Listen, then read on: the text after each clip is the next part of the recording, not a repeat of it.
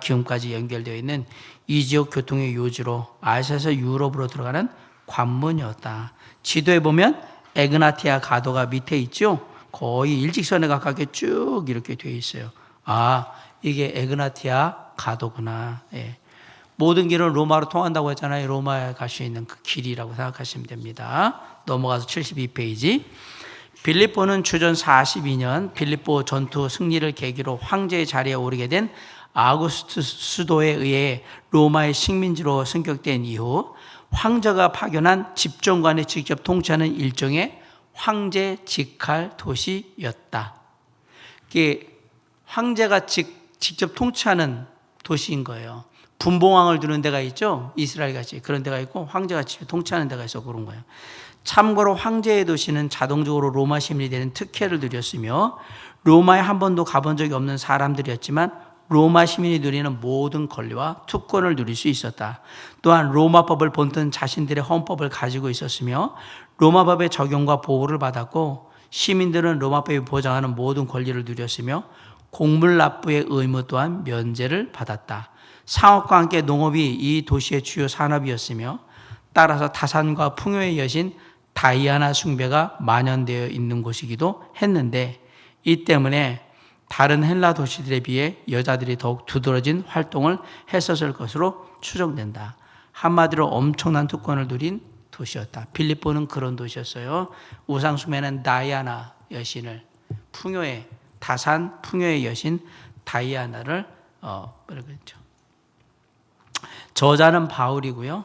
기록 연대는 AD 61년에서 62년경으로 보입니다. 기록 장소는 로마고요. 수시는 빌립보 교회 성도들입니다. 주제는 그리스도를 본받는 삶 안에서의 연합과 기쁨. 흔히 빌립보서를 기쁨의 서신이라고 하는 것은 그 안에 그리스도 안에서의 기쁨이 얼마나 소중한 건지 큰 건지를 잘 담고 있기 때문에 그래요. 그래서 기쁜 마음으로 썼고 그 기쁨이 표현된 그런 서신. 그래서 빌립보서를 기쁨이라는 주제로 많이 다룹니다. 특징, 제가 이미 빌립보서는 설교를 할 때 기쁨으로 얘기를 해가지고 이미 다뤘죠. 그때 제가 얘기 많이 했어요. 이 부분에 대해서. 왜 빌립보서가 그런 서신인가? 그런가 한번 생각을 하시면서 혹시 시간이 되시면 이전에 제가 설교했던 것들을 이렇게 다시 한번 들어보면 아마도 좋은 이래서 이렇게 얘기했구나라는 것들을 알 수 있을 거예요. 특징, 기쁨의 서신. 2. 옥중 서신. 바울이 쓴 4개의 옥중에 쓴 서신 중에 하나가 바로 이 빌립보서입니다.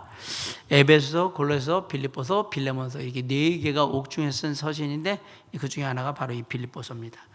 전바울적 신앙 전승, 그리스도 찬미송, 전바울적 신앙 전승이라는 게 말이 되게 어렵죠. 그냥 쉽게 말하면 바울 이전에도 예수 그리스도께서 하나님이시라는 걸 믿는 그 신앙을 그대로 따르고 있고 그리스도를 찬미하고 있다. 그 얘기예요.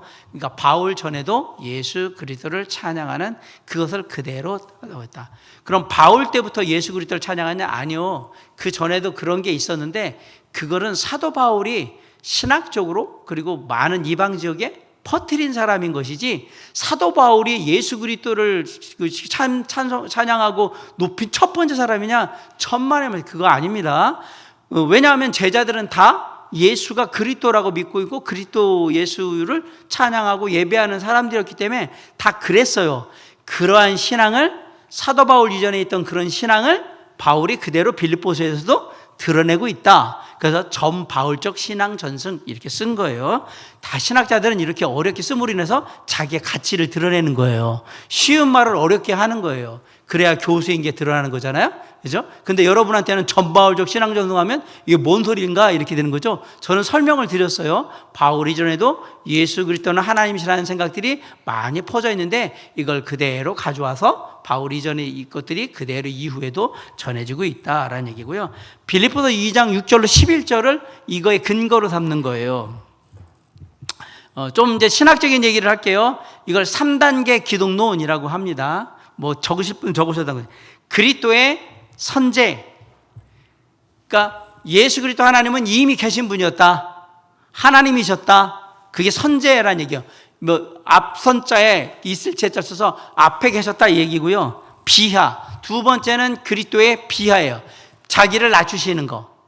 그거가 들어있고, 세 번째는 그리스도의 승귀. 승귀란 얘기는 승리하셔서 귀하게 드렸다. 지극히 그 이름을 높이셨다. 이 얘기를 하는 거예요.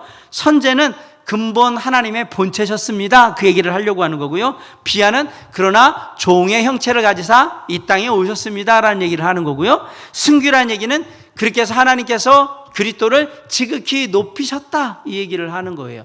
이걸 담아서 뭐라고 하냐면 전바울적 신앙이라고 얘기하는 거예요. 이건 원래 이렇게 있었던 겁니다. 바울이 얘기한 건 아니란 얘기입니다. 원래. 그래서 빌립보서 2장 6절로 11절을 가지고 이렇게 얘기를 하는 겁니다.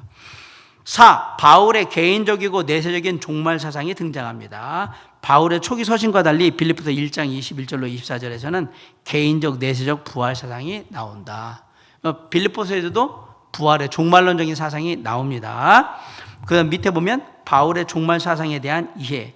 바울은 초기 편지 데살로니가전서, 고린도전서에서는 모든 죽은 자들이 마지막 날에 그리스도의 재림시에 일제히 부활한다는 우주적 묵시적 종말 사상을 말했어요. 그러나 비교적 후기에 기록된 빌립보서와 고린도 후서에서 그는 개인적인 내세적인 종말 사상을 말하고 있다. 이것은 바울의 종말 부활 사상이 변했다는 것을 의미할 수도 있고 두 입장이 긴장 속에서 조화를 이뤘다고 생각할 수도 있다. 그러니까 우주적인 그런 게 아니라 이제 개인적인 거로 온 거예요.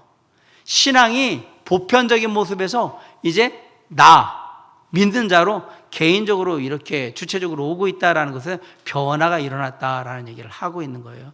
신앙은 성숙할수록 뭔가의 변화를 이루게 되어 있는데 예전에는 그냥 하나님이 우리를 위하여 십자가에 달려 죽으셨습니다. 죄인들을 위해서 십자가에 달려 죽으셨습니다. 이런 게 우주적인 거란 말이에요. 보편적인. 그런데 이게 개인적으로 오면 내세적으로 오면 어떻게 해요? 예수 그리스도께서 나를 위하여 십자가에 달려 죽으셨습니다. 이렇게 되면 개인적이 된단 말이에요. 이렇게 바뀌어가요. 성숙할수록 신앙은 개인적으로 바뀌게 돼 있어요. 왜냐하면 나를 위한 하나님의 사랑, 나를 위한 하나님의 은혜, 나에게 베풀어주신 놀라운 계획, 이렇게 나를 향한 하나님의 계획에 집중하고 뜻에 집중하기 때문에 그래요.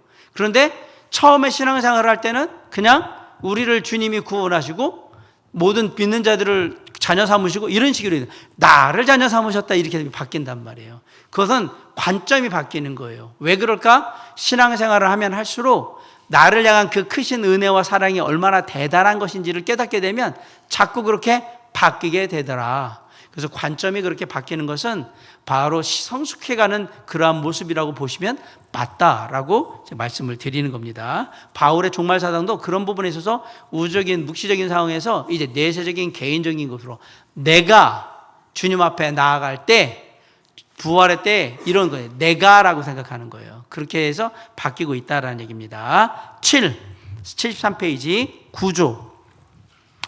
서론엔 1장 1절로 2절 기쁨과 감사 속의 권면 보면 바울의 감사와 기쁨 1장 3절로 26절 바울의 권면, 바울의 계획, 진정한 구원의 길, 그 다음에 바울의 감사, 맺는 말 이렇게 되어 있는데 빌립보서 참고로 밑에 보면 감옥생활, 겸손, 경고, 감사와 작별 인사 이렇게 되어 있기도 합니다. 자 이제 넘어가서 74 보면 우리가 이제 큰 걸 보고 하나하나를 보게 될 겁니다. 자 빌립보서 74페이지 보면 전체의 관찰을 보면 본문은 빌립보서 1장 1절부터 4장 23절까지고요. 겸손의 본을 보이신 예수님이라고 되어 있네요. 개요 1. 바울이 로마 1차 투옥 중에 빌립보 교인들에게 보낸 편지로서 고난 속에서도 구원을 확신하며 기뻐하라. 2. 예수님의 거룩함이란 정상의 목표를 향해 달려가라. 그러니까 고난 속에서도 힘들지만 기뻐하고 그리고 끝까지 주님을 닮아가는 모습에 열심을 다하고 이게 빌립보서가 얘기하고 있는 두 가지라고 얘기하는 겁니다. 자, 개관을 보면 대단원의 주제는 두 개로 되어 있습니다. 1은 예수님의 모범 2장 30절까지 신앙의 목표는 3장부터 4장 23절까지 자, 중단을 봅니다. 예수님의 모범에는 빌립보 교회에 대한 이야기가 나오고 1장 1절부터 11절까지 바울의 간증이 1장 12절부터 30절까지 나오고요. 세 번째 그리스도의 마음 2장 1절로 30절은 그리스도의 마음이 나옵니다. 소단으로 보면, 중단으로 볼 때 빌립보 교회에 대해서 사랑과 교제에 대한 이야기, 신앙의 성숙에 대한 이야기, 그런 얘기가 나오고, 바울의 간증에는 바울의 투옥된 것, 그리스도만이 존귀 여김 받으셔야 된다는 것, 복음에 합당한 생활을 해야 됩니다, 이런 얘기가 나와요. 또한 세 번째, 그리스도의 마음에는 본을 보이신 그리스도, 하나님의 본체셨는데 종의 형체로 이 땅에 오셔서 지극히 높이셨다, 이런 얘기가 나오죠. 성숙한 생활에 대해서, 충성된 일꾼에 대해서. 자, 신앙의 목표를 보면 3장부터 4장 23절까지 나와 있는데, 상해, 표대, 상급에 대한 얘기가 나옵니다. 특권을 버린 바울, 부르심에 상이 있다, 표대를 향하여 육체를 위한 삶을 살아가지 말고 또 표대를 향해서 우리가 정말 하나님의 상급을 위한 삶을 살아가세요 라는 얘기합니다. 기뻐하라, 마음을 같이 하고요, 듣고 배운 대로 행하라. 자족의 비결은 뭐냐? 그리고 선물에 대한 감사, 스스로 자족함을 배웠느니. 자족의 비결은 뒤에 보겠습니다. 자, 선물에 대한 감사, 이런 게 나와 있습니다. 자, 이제 쏟아놓는 제목들을 하나하나 보면서 내용들을 살펴볼게요. 예수님의 모범 빌립보 교회, 사랑의 교제, 신앙의 성숙, 그래서 바울의 인사, 사랑의 교제 보면 바울의 인사가 나오는데, 바울이 빌립보 교회에게 인사하죠. 항상 바울의 인사에는 주 예수 그리스도의 은혜와 평강이 너에게 있을지어다, 그런 식이에요, 대부분. 그리고 예수 그리스도의 사도된 나 바울은, 예수의 종된 나 바울은, 이런 식으로 반드시 얘기합니다. 바울이 바울 서신에 그렇게 하고 있는 것은 자신의 사도권을 분명히 하려고 하는 거예요. 우리가 그 얘기했죠. 예수님의 제자들이 다 사도인데 바울도 사도로 불리는 이유는, 그 사도는 분명히 예수님을 직접 만난 사람이어야 되는데, 물론 그 전에 율법 추종자로서 사울이 만났냐 안 만났냐는 모르겠지만, 다메섹 가는 길에서 만난 건 분명하거든요. 만났고 보았다라고 되어 있는 그 성경의 기록을 볼 때 사도 바울은 그런 부분에서 충분히 사도가 될 수 있는 자격이 있는 사람이라서 사도 바울이라고 부르는 거거든요. 그 바울이 빌립보 교회든지 어느 교회든지 얘기를 할 때는, 나는 그리스도의 사도, 예수의 종, 그리스도의 부름받은 하나님의 사람으로서 이 얘기를 계속하는 거예요. 그 얘기는 뭐냐면, 내가 하는 얘기는 개인적인 얘기가 아니라 하나님께서, 예수 그리스도께서 나를 통해서 너희들에게 하는 얘기라는 것을 분명히 하기 위해서 그랬어요. 그렇게 하게 된 이유는, 교회들이, 대부분의 교회들이 누가 있으면 개종한 유대인들이 있었는데, 그들에게 있어서의 바울에 대한 생각들을 지우고 다른 변화를 주기 위한 그러한 모습들이거든요. 바울의 이전 전력들이 예수 믿는 사람들을 잡으러 다니고, 교회를 사람들, 신앙생활하는 사람들을 잡으러 다녔던 그것들이 사도 바울의 말에 신뢰하지 못하는 그러한 결과를 낳을 수 있기 때문에, 그것들을 미연에 방지하기 위해서 사도권을 강화하면서 얘기를 했다라는 사실을 기억하셔야 됩니다. 바울이 빌립보 교회의 교제로 인해 감사를 표현했고요. 그렇죠. 어려울 때 헌금까지 다 해가지고 막 주고 니 얼마나 감사하겠어요. 바울이 빌립보 교회를 사모하다. 예, 아마 바울에게 있어서 빌립보 교회는 유럽에 세운 첫 번째 교회이기도 하지만 정말 편안한 교회였던 것 같아요. 그리고 그 내용들이 빌립보서를 보면 그대로 다 나타나 있어요. 그리고 권면하는 내용들을 보면 꼭 그 담임 목사가 성도들한테 하듯이 그런 식으로 얘기를 하고 있거든요. 그런 부분에 있어서 보면 바울에게 있어 빌립보 교회는 아주 특별한 의미가 있는 교회였다는 사실을 우리가 알 수 있습니다. 두 번째, 신앙 성숙, 바울의 기도. 지식과 총명이 풍성하길, 그 다음에 선한 것을 분별하기를 원하고 의의 열매가 가득하기를 원한다. 세 가지를 위해서 기도했는데, 지식과 총명이 풍성하기를 기도했습니다, 바울이. 두 번째는 선한 것들을 분별하기를 원합니다. 성경에서 말하는 선한 것은 착한 게 아니라고 제가 늘 말씀드려요. 하나님이 원하시는 바를, 하나님이 뜻하시는 바를 잘 분별하라, 이 얘기를 선한 것이라고 있는 거예요. 의의 열매가 가득하기를 원했다. 의의 열매가, 하나님의 뜻을 잘 따르면 삶에 귀한 간증들이 생기는 거죠. 그걸 의의 열매라고 지금 얘기를 했습니다. 두 번째, 바울의 간증 1장 12절부터 30절까지 보면 바울이 이제 자신의 삶에 대해서 간증을 하는데, 첫 번째는 바울의 투옥에 대해서 얘기합니다. 바울의 매임으로 복음이 전파됨. 1. 바울의 매임이 복음의 진보가 되다. 사람마다 복음을 전하는 이유가 다 다르다.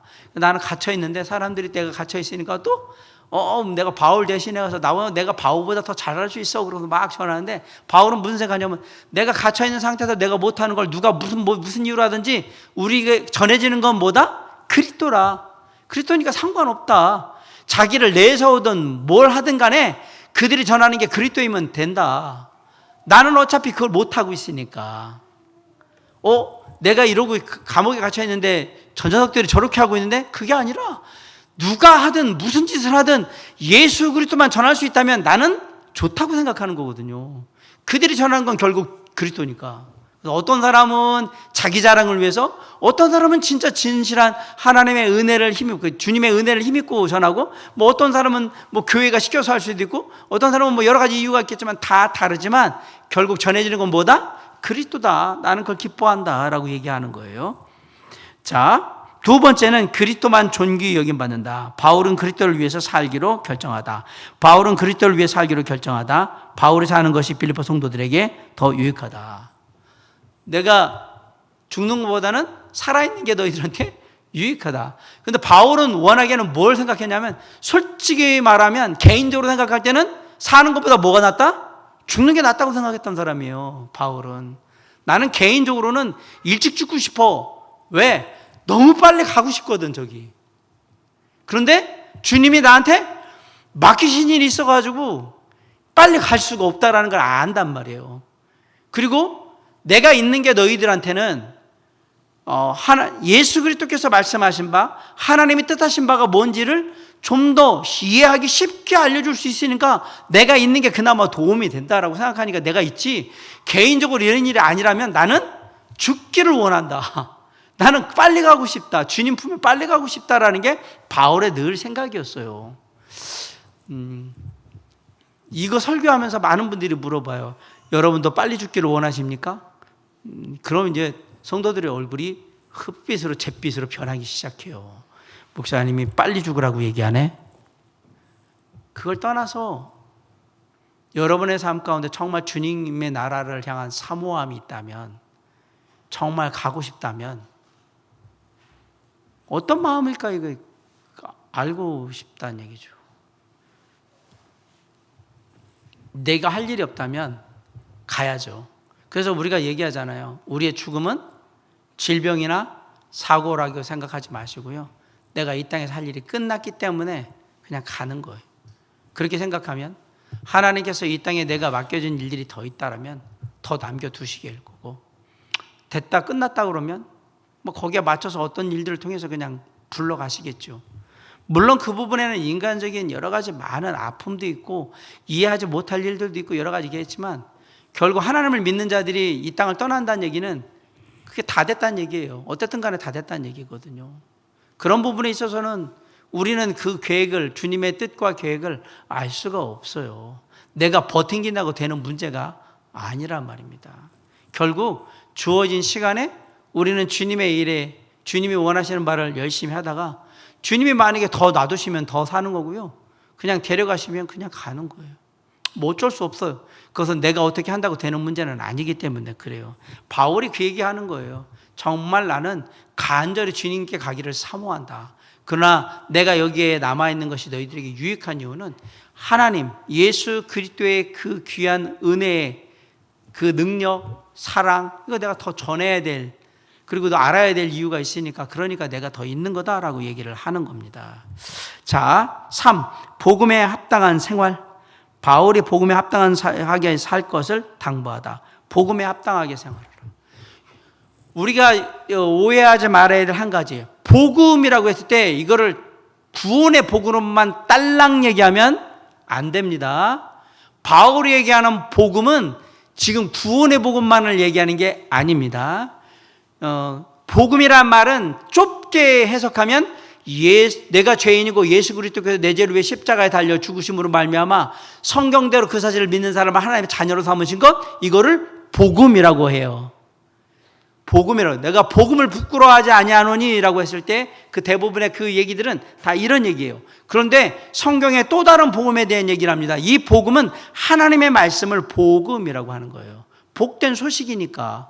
하나님의 말씀을 얘기할 때 복음에 합당한 생활을 할 때는 두 가지 의미인 거예요. 구원받은 자의 삶에 합당한 삶을 살아라. 쉽게 말하면 하나님의 자녀다운 삶을 살아라. 그러면 복음이란 단어가, 말이 의미가 확 열어지거든요. 구원받은 자의 삶이라면 복음이 그렇게 좁아지지만 하나님의 자녀로서 삶을 살아야 돼요. 그러면 그리스도인으로서의 삶을, 복음에 합당한 삶을 사셔야 됩니다. 이렇게 얘기하는 거기 때문에 하나님의 예수 그리스도의 가르침에 합당한 삶을 살아라. 이렇게 되기 때문에 넓이가, 그 의미가 넓어진다라는 사실을 기억하셔야 됩니다. 여기서 말하는 건 넓은 의미에서 복음을 얘기하는 거예요. 3. 그리스도의 마음. 2장 1절로 30절. 본을 보이신 그리스도. 성도의 생활을 권면하다. 다른 사람들을 돌아볼 것을 권면하다. 옆 사람을 돌아보세요. 네. 형제자매들을 돌아보라고 얘기했어요. 두 번째, 그리스도의 마음을 품는 것을 권면하다. 그리스도께서 자신을 낮추시고 하나님께서 그리스도를 높이셨다. 여기 제가 아까 얘기했죠. 세 가지 기독론, 3대 기독론이라고 해서 그리스도를 얘기하실 때 자신에 대해서 워낙 선제, 원래 하나님의 본체셨고, 두 번째, 그러나 종의 형체를 가지고 이 땅에 인간의 몸으로 오셨고, 그래서 구원의 대속을 이루심으로 말미암아 아버지께서, 하나님께서 그리스도를 지극히 높이셨다. 승귀. 그래서 선제, 비하, 승기, 이 얘기가 여기 있는 거예요. 그걸 기독론이라고 얘기합니다. 자, 그렇게 해서 하나님께서 그리스도를 높이셨다라고 얘기합니다. 성숙한 생활, 성도의 의무를 가르치라. 구원을 이루라. 구원을 이루라? 구원은 그러면 누구든 이 말대로 한다면 너희의 구원을 이루라 그러면 구원 받았는지 안 받았는지 모르고 계속해서 구원 받으려고 노력해야 된다는 얘기네요. 여기서 말하는 구원을 이루라는 얘기는 너의 구원이 완성되지 않았으니까 아니라 네가 구원받은 자의 삶을 온전히 그걸 이루어가라고 얘기를 하는 거거든요. 여기서 말하는 구원은 네 구원이 미완성이기 때문에 하라는 얘기가 아니고, 아까 말한 복음에 합당한 삶이라면 진정한 구원이 무엇일까? 진정한 구원은 3단계가 있어요. 우리를 하나님의 자녀로 칭하시는 칭의, 그 다음에 예수 그리스도를 닮아가는 성화라는 말고, 주님과 같이 되는 것 영화라고 할 때 여기서 말하는 구원을 이루려는 마침내 주님과 같은 모습으로 당신이 닮아가서 그렇게 될 수 있도록 하라라고 얘기를 하는 거거든요. 근데 사실 우리가 이 땅에 사는 동안은 영화롭게는 될 수가 없습니다. 왜? 우리는 불완전한 존재라. 그래서 우리는 항상 공사 중인 거예요. 그냥 계속 조금씩 나아지는 거예요. 주님의 나라에 가면 공사가 마무리가 될 거예요. 그때 되면 제일 온전한 모습으로 있을 거거든요. 구원을 이루라는 말은 그러한 부분에서의 점진적 구원, 쉽게 말하면 성화와 영화를 이뤄가는 상황을 얘기하는 것으로 이해하시면 됩니다. 자, 두 번째, 빌립보 성도들이 성도답게 살아야 하는 이유를 말하죠. 그렇죠? 성도답게 살아야 돼. 결국 빌립보라는 도시를 얘기하면 이 빌립보 성도들이 성도답게 살지 않는 한 이 우상 숭배하는 도시는 변화되기 어려워요. 세 번째, 바울이 빌립보 교회에 인해 기뻐하다. 그럼에도 불구하고 작은 교회인데도 불구하고 우상 숭배하는 그곳에서 꾸준히 믿음을 지켜가면서 하나님의 말씀 가운데 살아가는 빌립보 교회 성도들을 인해서 기뻐하는 겁니다. 자, 충성된 일꾼, 바울이 디모데와 에바브로디들을 보내는 거예요. 디모데를 보내는 이유를 밝히고 에바브로디들을 먼저 보내다라고 했습니다. 아까도 얘기했잖아요. 감사한 마음에서 자신을 향해서 헌금도 해주고 살펴주는 그 마음에 감사한 마음으로 누구? 에바브로디도 편에 보낸 편지가 바로 이 빌립보서입니다. 디모데도 보냈습니다. 자, 예수님의 모범을 보이셨고요. 3장부터는 신앙의 목표, 1장, 2장은 예수님께서는 이런 분이셨어요 라고 얘기를 했다면, 그러니까 우리는 이렇게 해야 합니다 라 한다면, 이제 3장부터 4장 23절까지는 신앙의 목표에 대한 건데, 상의 촛대라고 했는데요, 상급 말하는 거예요. 상의 표대. 3장 1절로 21절. 특권을 버린 바울, 모든 것을 포기한 바울, 육체를 신뢰하지 말 것을 권고하다. 바울이 육체적으로는 육신으로 육체를 살려하지만은 세상에서 말하는 자랑거리로 네 세상의 거 얘기하지 말라고 얘기하는 거죠.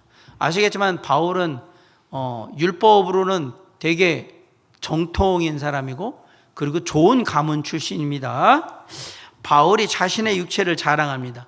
그런데 내가 부득불 자랑을 한다 그러면 나 이런 사람인데 그럼에도 불구하고 나는 지금 누구를? 그 모든 걸 다 버리고 뭘 하고 있다? 예수 그리스도를 섬기고 있어요. 바울이 그리스도를 위해서 육체의 자랑을 버리다. 그래서 뭐라고 표현했습니까? 배설물로 여긴다라고 얘기했잖아요. 내가 그리스도의 십자가의 그 모든 것 이외에 나머지 건 다 내가 알았던 것들 다 배설물로 여긴다라고 얘기합니다. 바울이 부활되기를 원함, 그리고 다시 주님과 함께 살아나기를 원한다는 얘기를 합니다. 자, 부르심의 상, 목표를 향해 달려감, 표대를 향해 달려감. 그래서 나는 아직 잡는지 모르고 표대를 향하여 부르심의 상을 위해서 쫓아가노라. 그래서 우리에게 우리의 신앙은 바울과 같이 표대를 쫓아가는 신앙이 되어야 됩니다. 이런 얘기를 많이 하잖아요. 바울은 끝까지 달려갔던 거예요. 열심히. 육체를 위한 삶, 불신자와 신자의 최후, 그리스도의 원수의 최후를 말하고 성도의 최후를 말하다. 성도의 마지막은 뭡니까? 믿지 않는 자의 마지막은 지옥이라면 성도의 마지막은 그리스도와 함께 부활해서 주님의 나라에서 함께 있는 거죠. 기뻐하라. 마음을 같이 하고요. 서로 도우라. 주 안에 서고 마음을 같이 하고 동역죄를 도우라. 주 안에 굳건하게 서고 한 마음을 갖고 그 다음에 서로 함께 도와주라고 얘기를 합니다. 76페이지. 듣고 배운 대로 행함. 기도하고 무슨 덕이 있든지 행하라. 기도하라 보면 여러분 잘 아는 빌립보서 4장 항상 기뻐하고 관용을 베풀고자 그 다음에 모든 일에 기도하라. 항상 기뻐하고 관용을 베풀고 모든 일에 기도하라. 놀랍게도 바울의 서신을 보면 이런 비슷한 내용들이 계속 반복이 됩니다. 그거는 기본인 것 같아요. 기도 생활에 대해서, 말씀을 보는 것에 대해서 이런 것들은 사도 바울이 아마 기본적으로 충분히 다 다루고 있는 것 같아요. 무슨 덕이 있든지 행하라. 참되고 경건하며 오르며 정결하고 사랑이 되고 칭찬내고 듣고 배운 대로 있는데, 덕이라는 말을 제가 설명을 드린 적이 있어요. 덕이라는 말을 뭐라고 얘기할까요? 라고 할 때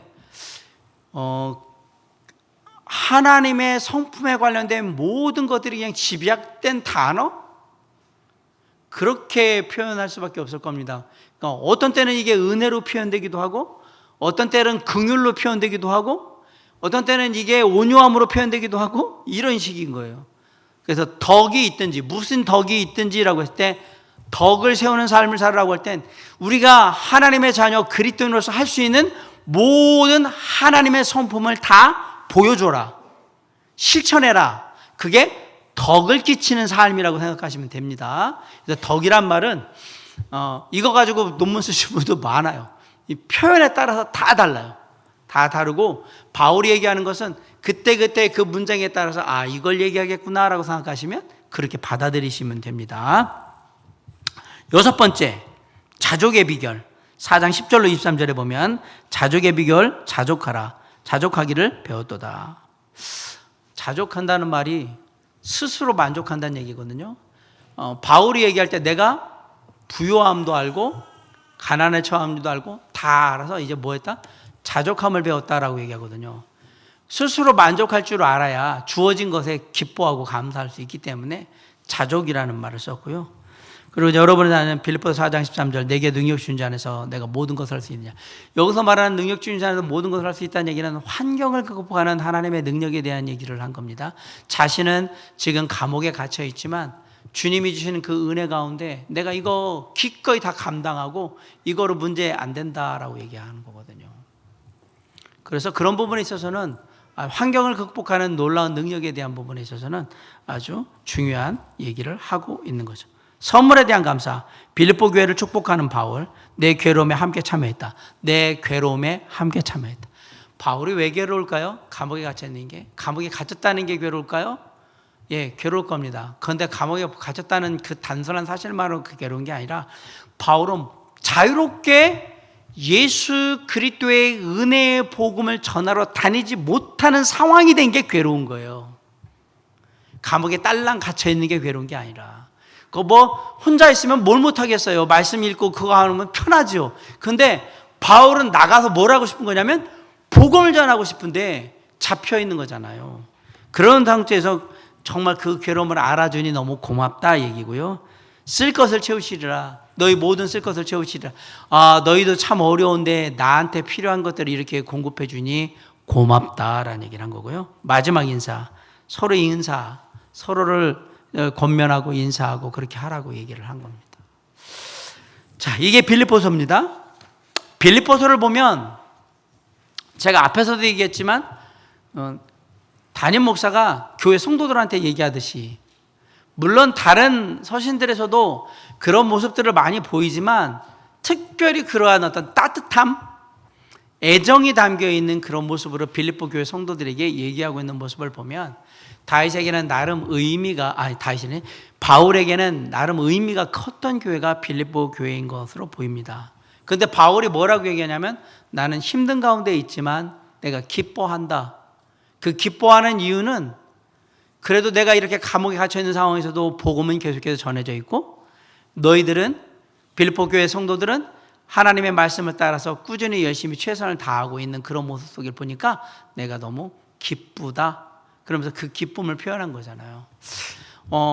갇혀 있는 상황에서 있는 사람들한테 그래도 그 갇혀 있는 괴로움, 힘든 것을 조금이라도 줄일 수 있는 방법이 뭐였을까? 개인적으로 신앙으로 버티는 것도 있지만 누군가가 좋은 소식이 되어주는 것, 그 입장에서 볼 때 빌립보 교회 성도들은 필요한 것들을 채우면서 또한 하나님의 말씀에 붙들림 받은 그 삶을 통해 바울에게 힘이 됐던 것을 보게 됩니다. 이걸 바꿔서 우리가 영적으로 그 교훈을 삼는다 그러면 힘들고 지친 사람들에게 우리는 누군가에게 힘이 될 수 있고요. 그리고 또 은혜가 될 수 있는 그런 사람이 되어야 한다는 사실을 다시 한번 생각해 보는 거예요.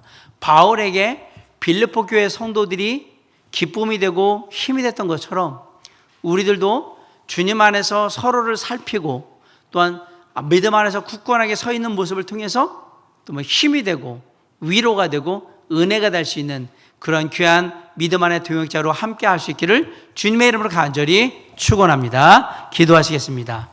사랑과 은혜가 풍성하신 아버지 하나님, 이 시간 우리 빌립보서의 귀한 말씀들을 살펴보면서 마음속에 다짐을 이루게 됩니다. 빌립보 교회 성도들에게 감옥에 갇혀 있는 바울에게 큰 은혜가 되고 힘이 되고 격려가 되었던 것처럼 내가 누군가에게 힘이 되고 또 은혜가 되고 격려가 될 수 있도록 우리를 굳건하게 세우시고 그 일을 위해서 서로가 서로를 돌아보며 살필 수 있는 귀한 은혜가 주님의 몸된 교회 가운데 함께 할 수 있도록 역사하여 주시옵소서. 우리의 삶을 통해서 항상 주의 은혜가 흘러넘치게 하시고 크신 사랑 가운데 서로를 향한 귀한 정말 돌봄이 함께하는 교회 되게 하여 주시옵소서. 다음 만날 때까지 우리의 마음들이 서로에 전해짐으로 기쁜 마음으로 다시 모여 주님을 예배하기를 간절히 바라오며 주님께서 반드시 이룰 줄 믿고 감사할 때 예수 그리스도의 이름으로 간절히 기도를 삼나이다. 아멘.